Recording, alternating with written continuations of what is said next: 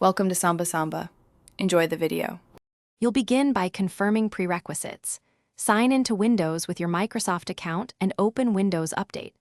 Once done, install any pending updates and restart. This resolves many store mismatches. Next, temporarily disable third-party antivirus or VPN because they can block store communications.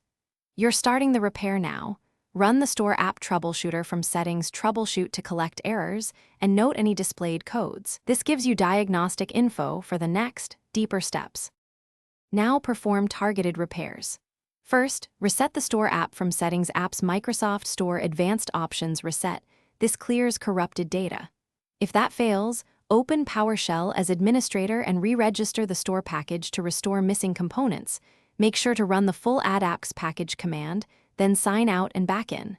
Also run WSReset, exe to clear the store cache and reboot. These steps rebuild the store and often fix the browser version error by restoring correct manifests, and finish by ensuring your default browser is up to date. Install the latest Edge or Chromium builds, since store checks embedded browser engines.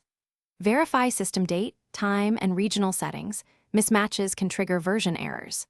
If problems persist, create a new Windows user profile to rule out profile corruption, or run DISM and SFC to repair the Windows image. If you run into one persistent error code, note it. That code directs the next fix, and you can re-enable antivirus or VPN after confirming the store works. Thanks for watching. Consider subscribing if we helped you.